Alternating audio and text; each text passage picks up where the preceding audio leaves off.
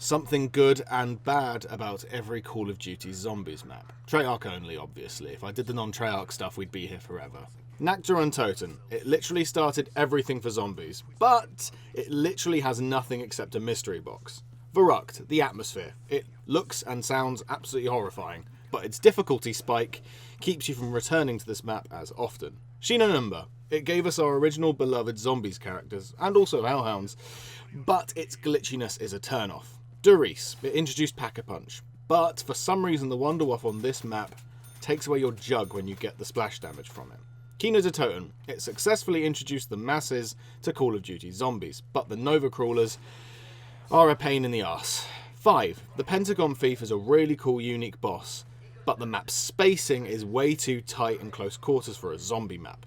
Ascension. It introduced PhD Flopper and Stamina upon this map, and also Ghost Devices, which is sick, but the map's spacing is way too wide open for a zombies map. Call of the Dead. The celebrity cast are an absolute treat to play as and see. George Romero, unfortunately though, feels the need to follow you around everywhere you go on this map. Shangri-La. The Baby Maker is such a good wonder weapon, but the traps on this map seem to hurt you more than the zombies do. Moon. The Easter egg and story to accompany it are bloody awesome, but the low gravity and the astronaut really keep me from returning to this map.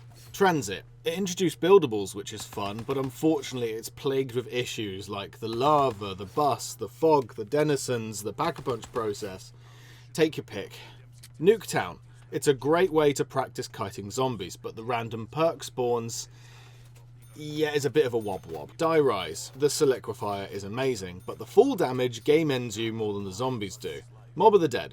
Its story and atmosphere are sublime, but Brutus locking down everything if you don't kill him immediately is an absolute eyesore. Buried. All the features you can do with Leroy is frankly astounding, but the bank system breaks all game progression on this map, unfortunately. Origins. The Easter egg quest on this map, to put it into one word, is epic, but the mud unfortunately impedes motivation to do said Easter egg quest at times. Shadows of Evil. Let's see, I've just got my notes here. Wonder Weapon, characters, atmosphere, map layout, beast mode. There's so many good things about this map, but there is one thing that I will always critique this map on, is the fact that you can't complete this Easter egg quest with only 4 players. Why was this a feature? Why can't you just complete it solo? Der Eisendrache. The bows on this map are a brilliant 4-piece wonder weapon, but I never understood why in the Easter egg that they made you do the wisp step twice. Like, I honestly never understood that. Zetsubo no Shima. All the things you can do with the plant system honestly shock me still with what you're able to do with that. But, oh boy, the Thrashers. They spawn in way too much and don't drop anything when you kill them. Why? One of the worst zombie bosses in my opinion. Go Rogue Crovey. The Dragon Shield is fucking brilliant.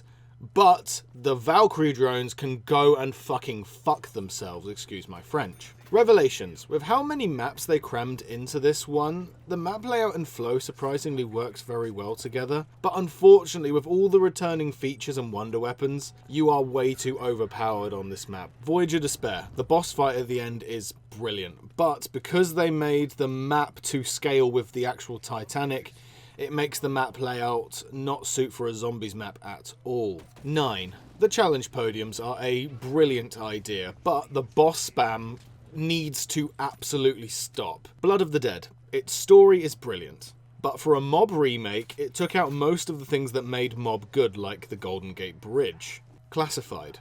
For a 5 remake, it added some much needed space that 5 didn't have to make the map layout so much better.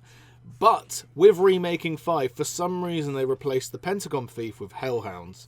This I will never understand. Dead of the Night. The Haunted Mansion makes for a great setting, and the Alistair's Foley is one of the best wonder weapons. But the vampires are one of the worst decisions ever. Ancient Evil. The option to upgrade the gauntlets multiple times is honestly such a great idea, but the skeletons can royally go and fuck themselves. Alpha Omega. The Raygun Mark II upgrades are good, I guess, but the Pack-a-Punch system stinks worse than any of the laziness of all the reused features that this map had. Tag to Toten. The zip lines and snowballs were really fun features to use, honestly, but a caveat to that is, well, piss buckets. D-Machine. The Megaton is a great boss, but Orloff and all his cutscenes are just an absolute snooze fest. Firebase C, the Reiki, it's a brilliant idea. It's really good. But what isn't is the frequency of mimics that keep popping up everywhere on this map. Mauer de Toten, Klaus, is the absolute MVP here, but the Tempests are absolutely not. Outbreak, it's the biggest zombies map ever. Yay, it's really, really cool. But with all that space, why did they only give us the Wonder Fizz machine? Why couldn't they have scattered the perk machines out around the entire thing? Or just give us anything to do on this giant, vast map that they've created? It's style over substance with Outbreak, unfortunately. Forsaken, the Crystal Axe, is such a unique wonder weapon idea, but fuck you for bringing back Burger Town. Liberty Falls, they made the jet gun good again. I don't know how, but they did. But the Mangler spam needs to stop, unfortunately. Terminus, with how big the map is, I did not expect the layout to work as well as it does. But unfortunately, the weapon balancing I cannot say the same for, and to be honest, that applies to all of Black Ops 6 with that. Citadel des Morts. The swords are a brilliant new take on the 4 elemental wonder weapons, a la Ancient Evil Origins or DE. But the modern Call of Duty engine just does not suit for Call of Duty Zombies anymore. The Tomb. The atmosphere is lovely on this map. It really is. The colour palette's great. But the spacing within the rooms are just too wide open. And there you go, that's it. That has been one good and bad thing-ish about every Call of Duty Zombies map. Thank you very much for watching.